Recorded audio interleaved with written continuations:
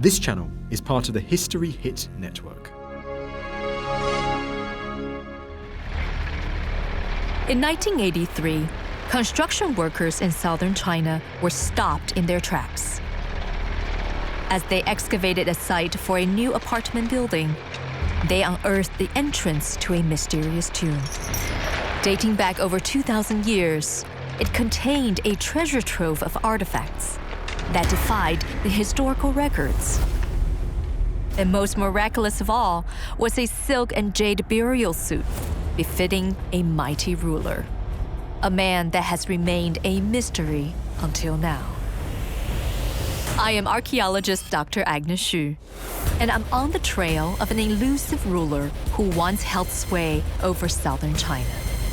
I'm investigating the true nature of his forgotten civilization and seeking to know who was this mighty man entombed in the spectacular silk and jade suit.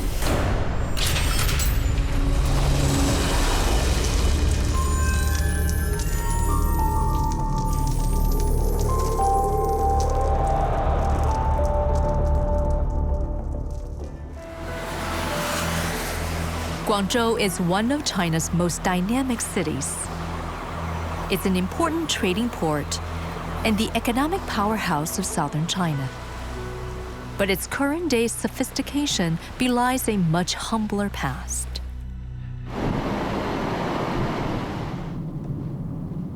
For thousands of years, this region in the far southern part of China has always been known for its cuisine, its beautiful mountains, its beautiful rivers, and its proximity to the ocean. But it was never known as a land of civilization. China didn't exist as we know it in 206 BC. In the north, the fall of the Qing Empire saw Liu Bang establishing the Han Empire with its capital at Chang'an.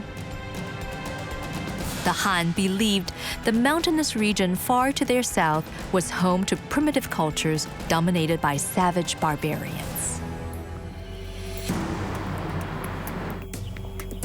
But in 1983, an archaeological discovery shattered our perception of this southern region. At a museum 40 kilometers outside Guangzhou City, I'm meeting archaeologist Professor Huang. 30 years ago, he was a young graduate who was sent to investigate what appeared to be an ancient tomb.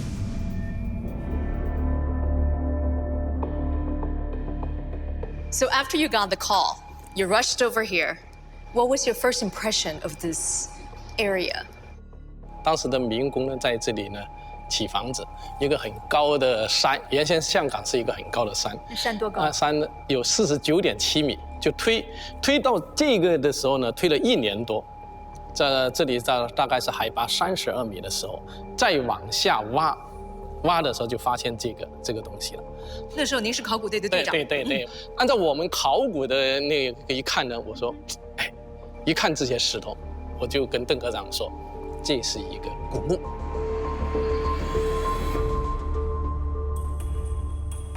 广州的古墓啊，我挖了好多当时，但是一般不算是太大，2米多宽，3、4米长。那个墓边一挖，整个人愣在那里，哎呀，怎么那么大？是您那时候还不知道时代是什么？在这个墓发掘以前，广州发现用石头来砌墓是明朝。If you love history, then you'll love History Hit. Our extensive library of documentary features everything from the ancient origins of our earliest ancestors to the daring mission to sink the Bismarck. History Hit has hundreds of exclusive documentaries with unrivaled access to the world's best historians. We're committed to bringing history fans award-winning documentaries and podcasts that you cannot find anywhere else. Sign up now for a free trial, and Timeline fans get 50% off their first 3 months. Just be sure to use the code TIMELINE at checkout. Burials in the far south of China were traditionally simple in-ground affairs. But this massive tomb measured just over 10 meters in length and 12 meters in width. To find a tomb of this size buried in a hill was an indication of something extraordinary.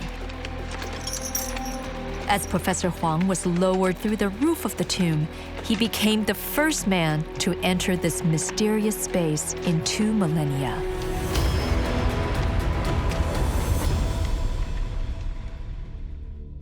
As you descend, what did you see actually?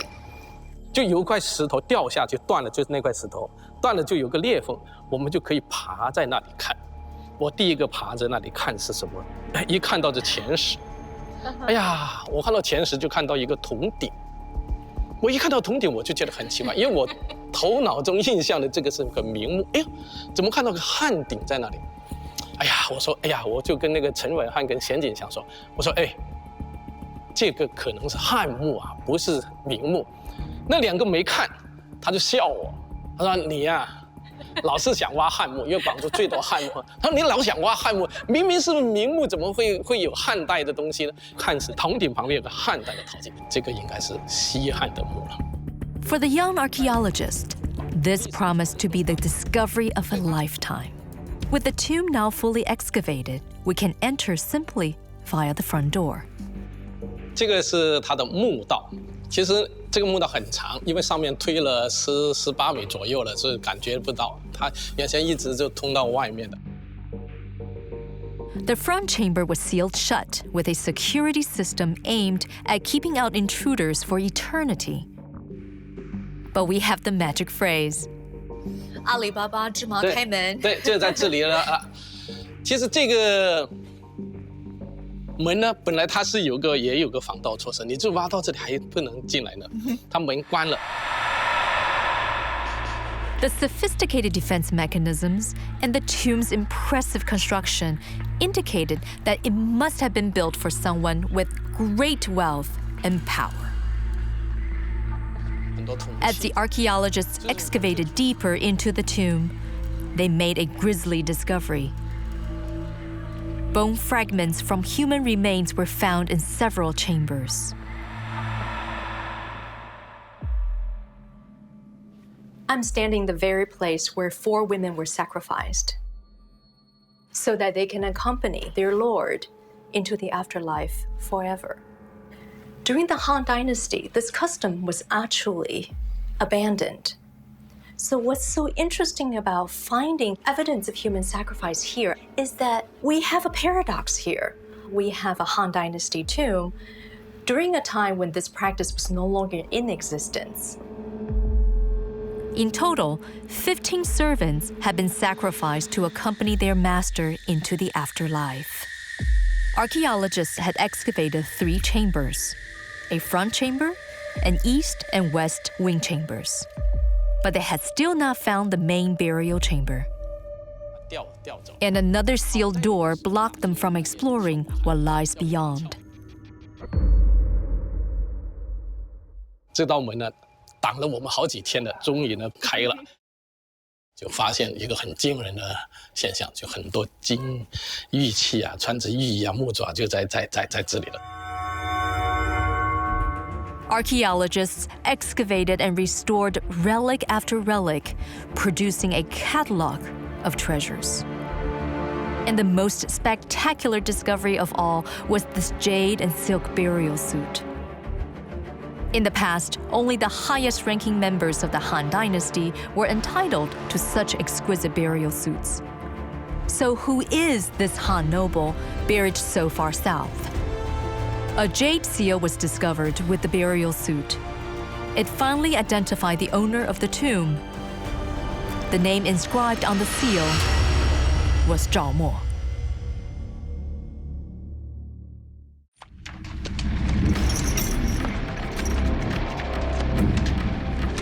In 1983, in the bustling city of Guangzhou in southern China, an ancient tomb is discovered.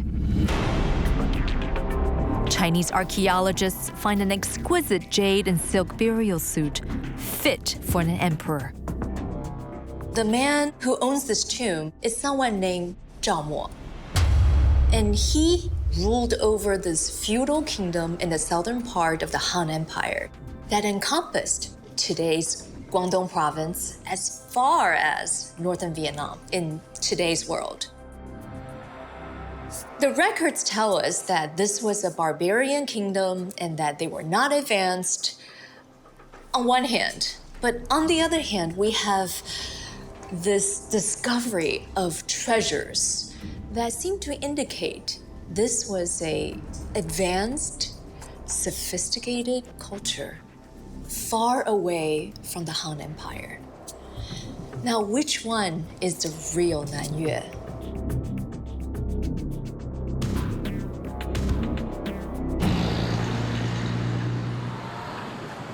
Antiquities expert Professor Chen surprisingly says the sophistication of the Nanyue Kingdom can be found in, of all places, the bowels of a downtown shopping mall.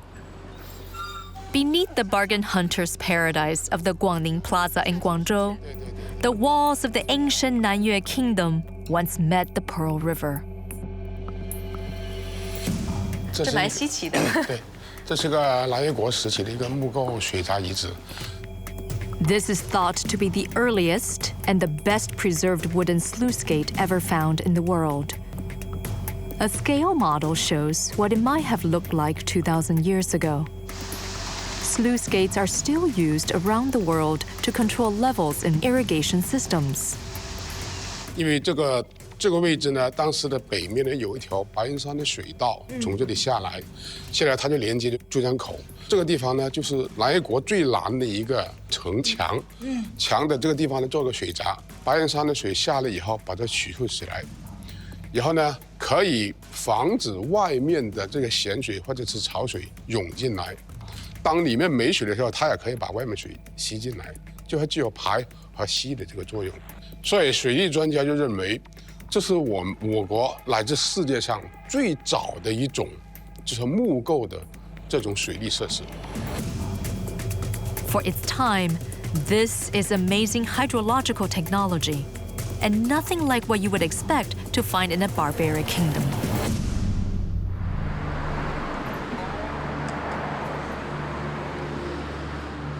Back at the Museum of the Mausoleum of the Nanyue King, I am ready to explore deeper into the tomb.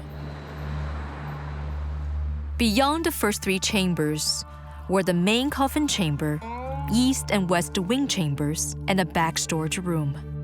More than 1,000 artifacts were found inside. And with the help of museum director Wu, I will be taking a closer look at some of the jade, bronze, gold, and earthenware objects. These would have cost Zhao Mo a fortune. But what do they reveal about their owner and his supposedly primitive kingdom? 那么最下面一个这个双环的这个玉环，实际上从雕工来说是难度非常大的。 This object is absolutely extraordinary. What does this tell us about the status of the person who was buried here?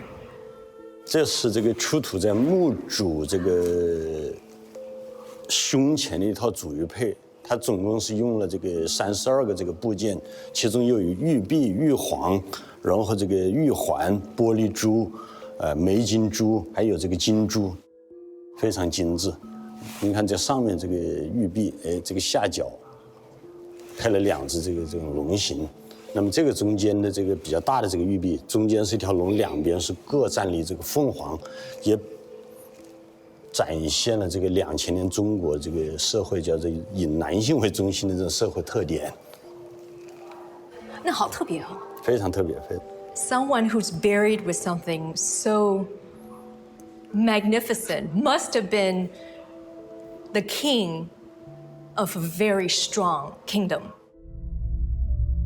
It's an ornament that symbolizes tremendous wealth and power. Other objects paint a portrait of a lavish lifestyle. We have an entire room full of musical instruments inside his tomb. What does that tell us about this guy? 在这个南越王墓出土了，包括这个钩调啊、编钟啊、十边磬啊，比较这个独特和精致，就出了这个瑟和这个琴的一些这个叫构件。 Metallurgy in the south was probably not as advanced as it was in the Han Empire. And even in the north, only the highest-ranking Han nobles would have the privilege of owning instruments like this set of bronze bells. I did not realize this is so special, that it's manufactured here in Nanyue. But the inscription is your traditional Qing Dynasty 小篆. It's a combination of the Central Plains, Chinese culture, but on instruments that are indigenously made. You know, we always think that the Southern cultures were barbarian, but looking at this, they were definitely civilized. This was a pretty advanced society. Through what must have been an extraordinary effort to produce his bronze bells, the Nanyue king was making a statement. His court measured up to the sophistication and the highly cultured life of the Han. And Zhao Mo would have had the front row seat for many a performance by the finest musicians in Nanyue.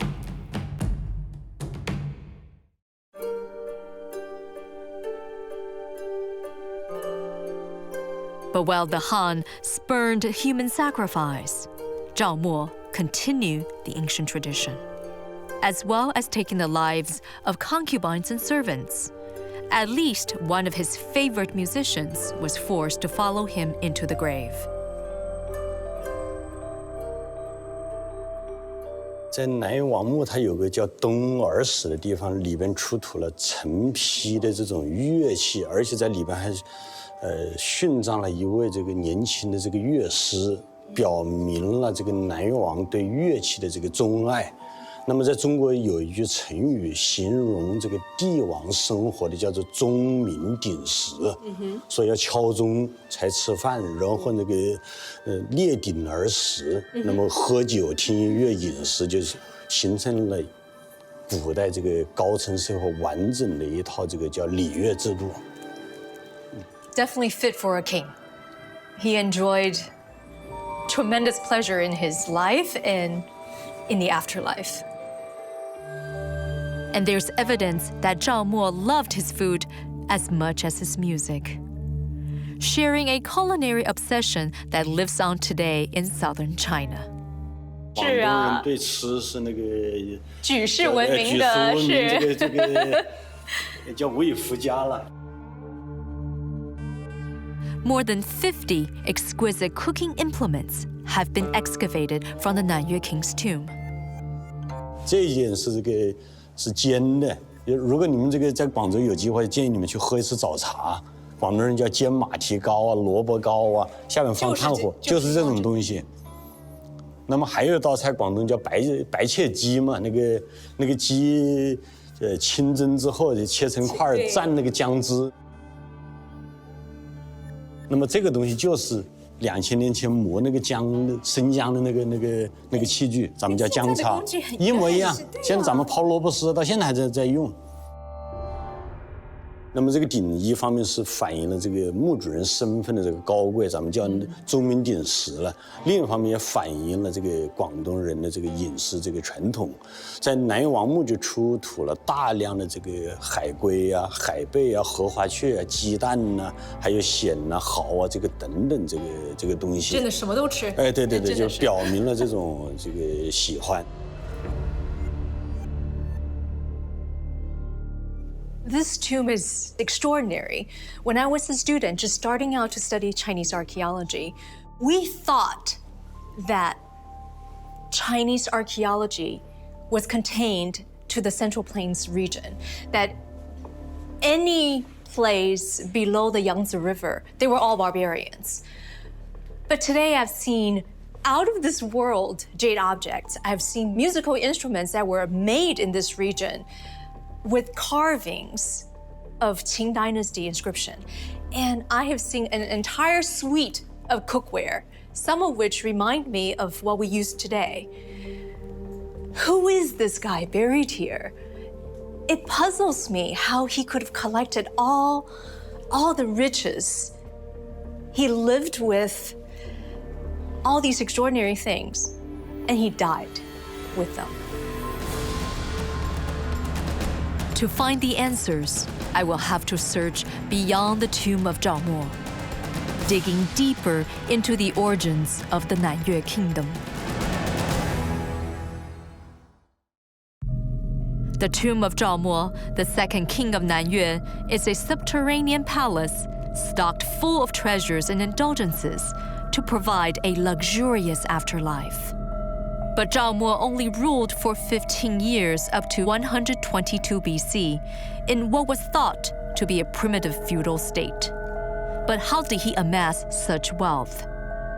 The historical records suggest that he could thank his grandfather, a man named Zhao Tuo. We know from records that Zhao Tuo started out as a military officer who took advantage of the instability in the north and founded this kingdom in the south. It was in 214 BC that Zhao Tuo was sent by the Qing emperor to conquer and unify the southern Yue tribes. But in less than a decade, the Qing Empire crumbled and the Han Empire took hold. Zhao Tuo grabbed the opportunity to establish a kingdom extending over modern-day regions in Guangdong and Guangxi provinces. To learn more about Zhao Tuo's legacy, I'm on my way to meet Director Quan of the Nanyue Kingdom Palace Museum. 欢迎欢迎。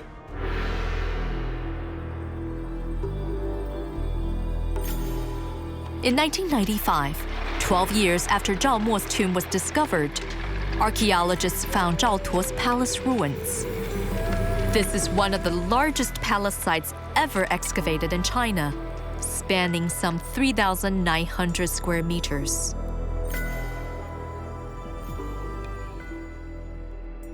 在广州市的中心，就发现了一处这个南越国的都城啊，都城呢，它都城里面呢分了好几个区域，就是有这个宫殿区，还有呢，现在我们最重要的一个发掘就是这个御苑区，就是通常讲的后花园。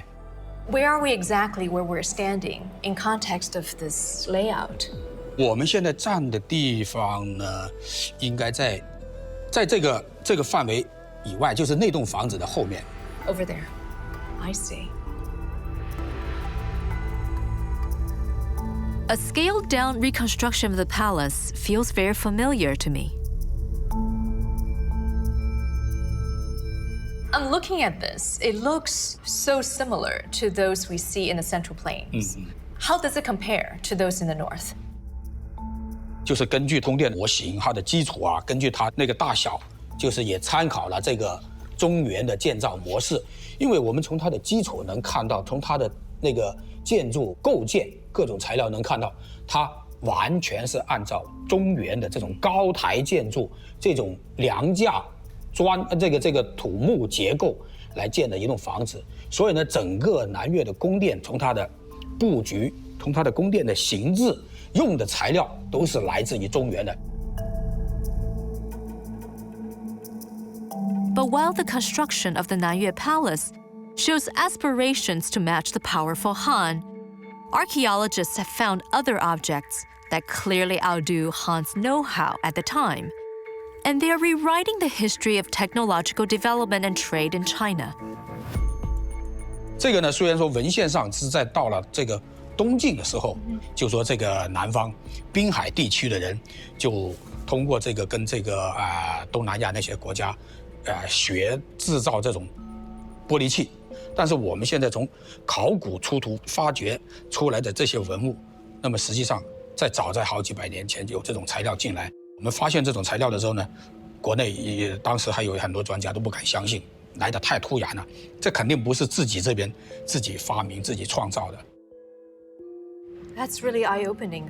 So we speculate that this technique of glazing is actually from Southeast Asia, further indicating, at least suggesting, there was trade with the outside world, and that Nanyue was innovating and trying to perfect this technology indigenously.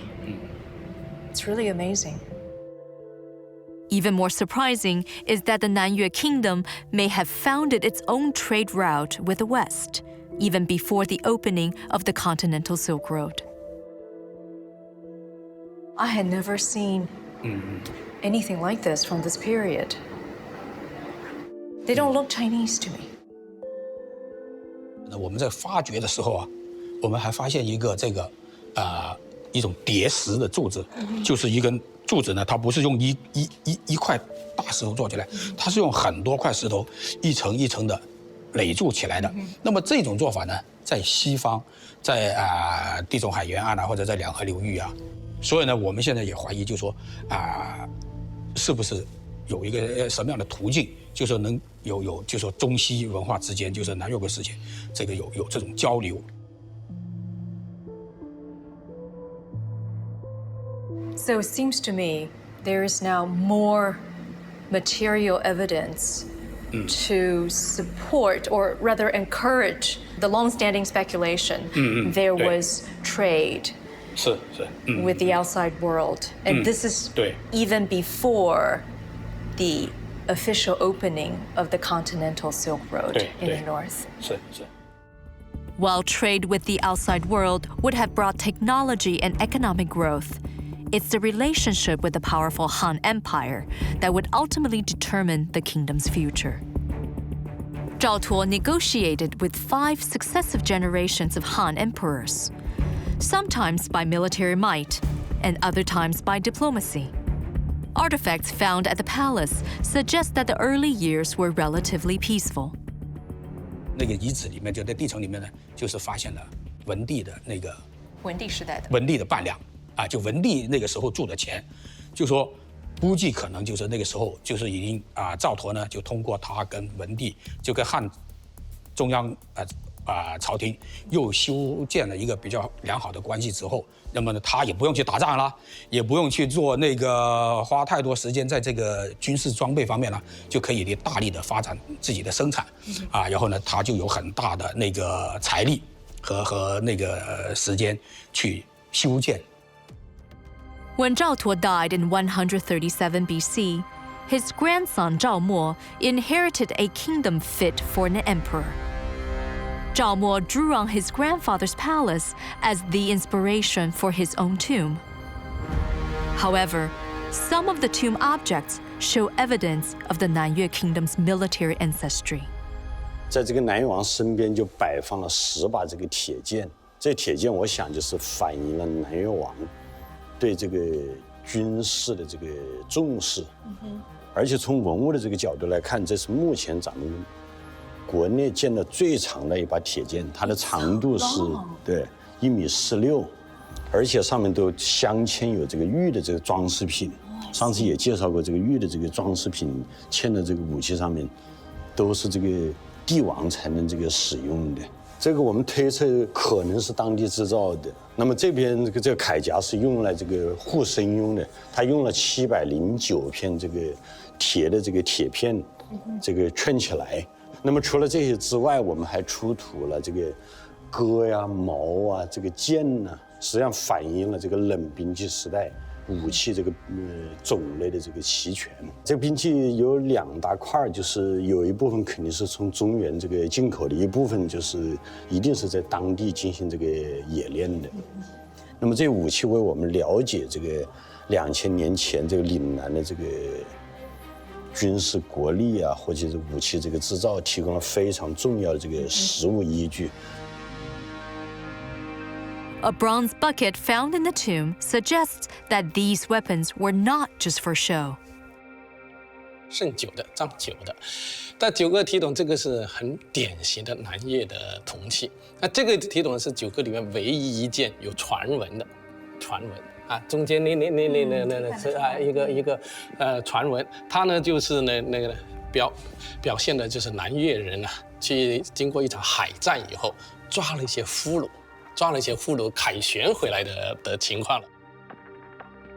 这个是你看他拿这个钺就是斧头了，钺砍了一个俘虏你看这个他的器物，这个还抓了一个还在那里手写要砍头了砍头了，要执行任务，这是在庆祝什么的。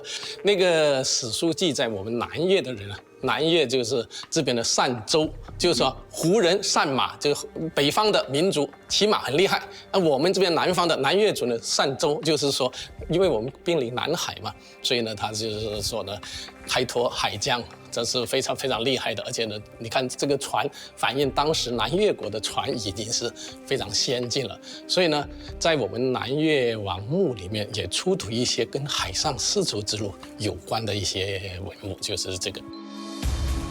Weapons sourced from the north as well as made locally, and a naval force capable of raiding nearby territories indicate that Zhao Mo clearly had substantial military might. Perhaps this gave him the confidence to produce what is one of the most striking and indeed most controversial artifacts in his tomb, the spectacular jade suit he was buried in.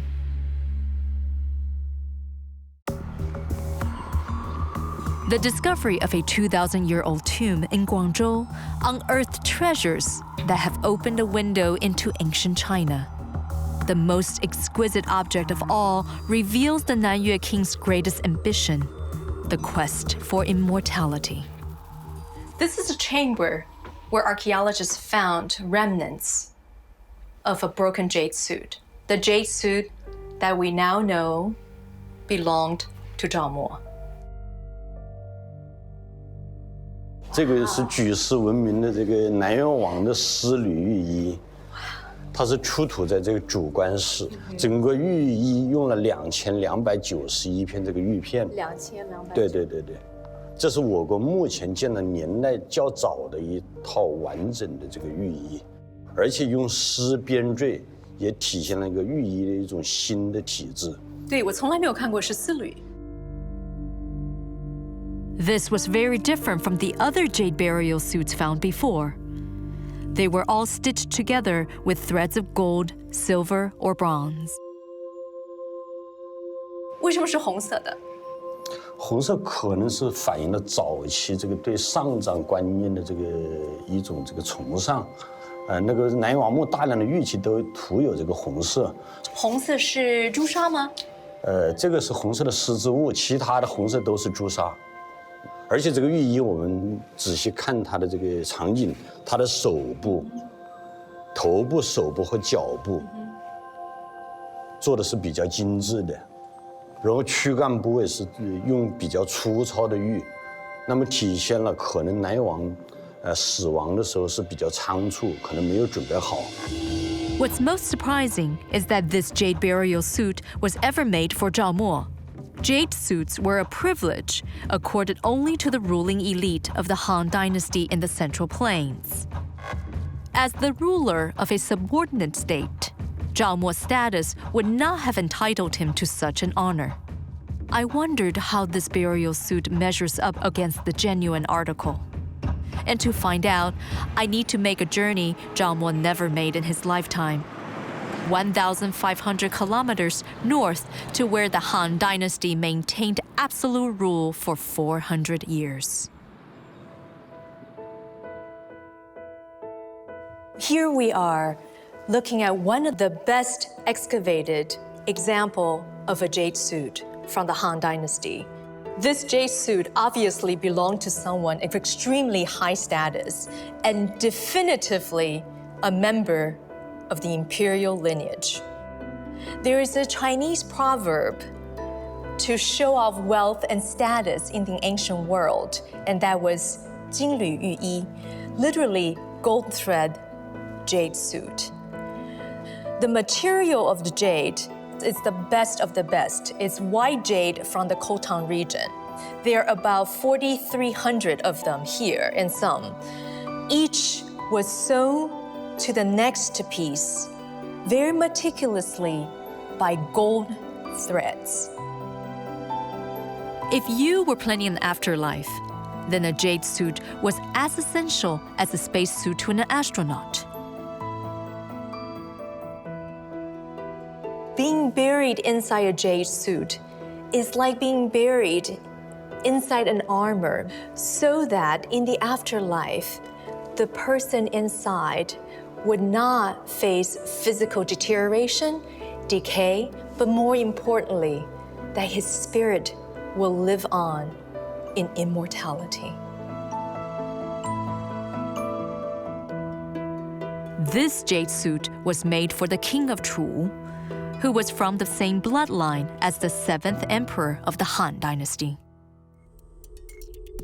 Was the burial suit back in Guangzhou a deliberate attempt by the Nanyue king to self-proclaim as royalty?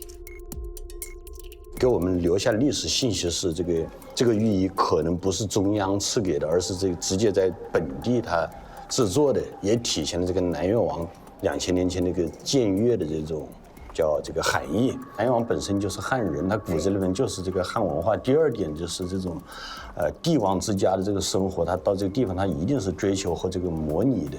所以这些地方王称王之后，这个人称帝之后，就像模仿。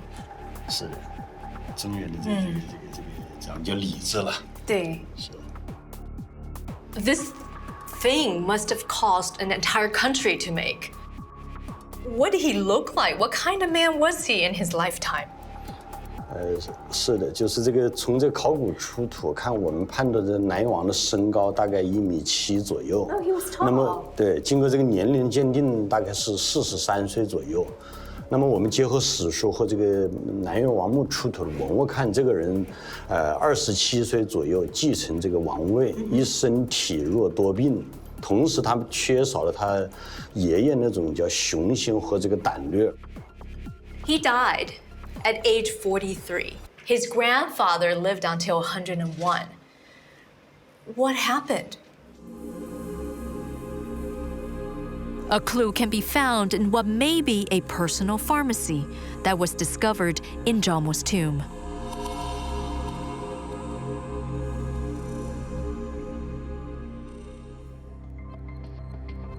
Are these ancient Chinese medicines?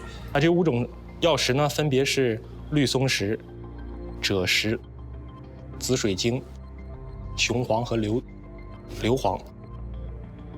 咱们查一下要点啊，这个硫磺这种东西对人体的作用来说呢，它外用可以治疗一些疮，一些生疮的一些部位，然后可以去虫。那么雄黄呢，它的组成成分呢是2硫化2砷，内用呢它可以治疗风寒的虚寒等等一些作用。也就是说呢，相对来说雄黄和硫磺更可以称之为药。So we know the king of Nanyue was sick. He was sickly since childhood, and he died at the young age of 43. So based on this, what do you think he was sick from? 身体寒性偏重于偏凉，您知道在中医里边讲凉寒，那所以呢有雄黄和硫磺这种偏向热的一些药石来补充他的身体。那我觉得呢，他应该得的是风寒之症。But modern medicine has revealed that a cup of Zhao Mo's cold and flu remedies may have done more harm than good. In fact, they may have been lethal. 一个就是雄黄，刚才说的雄黄，雄黄是2硫化2砷，砷元素是剧毒的，2硫化2砷还好一点，如果变成砷的氧化物3氧化2砷，大家都知道就是砒霜，是剧毒。So what does it mean?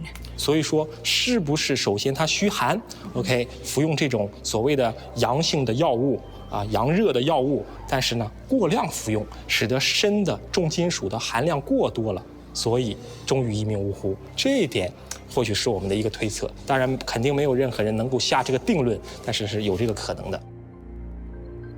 Historical records reveal that throughout his entire reign, Zhao Mo used his poor health as an excuse to avoid a long and arduous journey to pay homage to the Han. Instead, as a show of his loyalty, he sent his son Zhao Yingqi. Tensions were obviously high as Zhao Yingqi was kept hostage by the Han court. But the Han surely would have invaded if they had learned of one of the smallest artifacts found in Zhao Mo's tomb.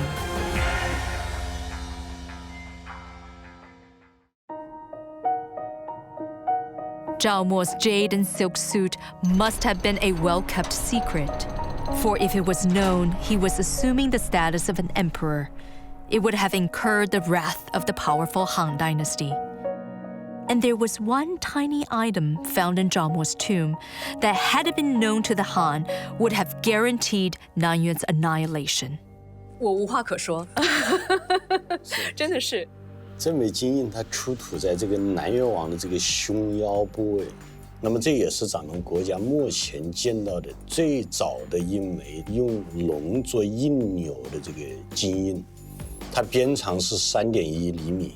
这条龙今天看来是非常这个成熟，它是 S 型的，然后有牛的鼻子，这个蛇的这个身子，然后这个鹰的这个爪子，真的是非常漂亮，无法想象的。是，绝对是那个这国宝了。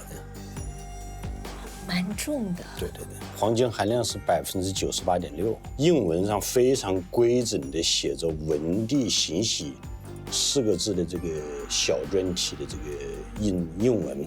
这种印章，据我们推测，它主要是这个南越王用来在国内发布这个行政命令用的，反映了就是这个南越国独立一方的这个南越国，咱们叫僭越称帝的一个活的这个物证。司马迁在他的《史记》里边曾经记载，这个南越王对外称王，对内僭越称帝。We learn from the ancient records, when he was under attack by a neighboring state, Zhao Mo repledged his loyalty to the Han Empire. And as a result, for support, he ended up ruling as a feudal lord for another 15 years, until he died in the year 122 BCE. After that, his son, who he actually had sent to the Han court as a hostage for many years, returned to Nanyue and ruled for another 10 years. Then the great conquering emperor Han Wudi swept through the south and put an end to the Nanyue kingdom. So what is the true legacy of the kings of Nanyue? History books recorded that they ruled over a land of barbarians. But in my journey, I have discovered that this was a robust civilization that made technological advances. They built city walls, they built palaces that rivaled those in the Central Plains region. They were trading with the outside world as well as with the Central Plains cultures. They were a group of people that were using indigenous materials, yet adopting outside technology to create a culture, a technology that was completely their own. This was what was so beautiful and unexpected in our journey, in our learning about the ancient Nanyue kingdom. After 2,000 years, the secrets of the tomb of the Jade suit have been revealed. But one mystery still remains. 这个呢是第2代的南越王墓，但是那个埋藏更多最吸引人的是赵佗，他的墓非常大，史书记载就陪葬了很多东西。南越族何足葬着？我们现在有理由怀疑，那个赵佗的陵墓应该在那边那座山上。I can only imagine the treasures and stories that could be unearthed inside of where I'm standing. And if Zhao Tuo's tomb can be found, it could be amongst the richest archaeological discoveries ever. And once more, we will be rewriting the history of ancient China.